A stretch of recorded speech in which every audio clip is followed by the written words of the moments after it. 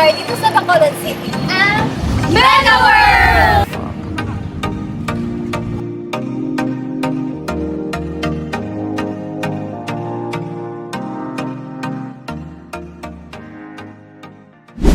Sa ating vlog ngayon, hindi lang tayo basta lalakbay, kundi tutuklasin natin ang purong ganda at kasiyahan dito sa Mega World.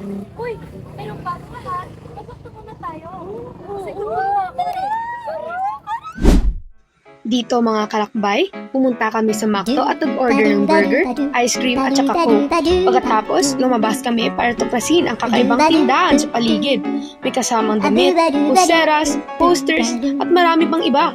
Namangha kami at hindi napigilan ang sarili na bumili. Kaya kapag kayo'y dumayo rito, mga kalakbay, dito na kayo agad pumunta.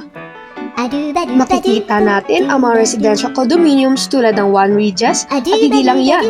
May mga iba pang gusali na kasalukuyang itinatayo. Kasama na dito ang Two Regis, One Manhattan at Herald Park Suites. Kaya abangan natin yan mga kalakbay. ang sunod naman na destinasyon, Landers.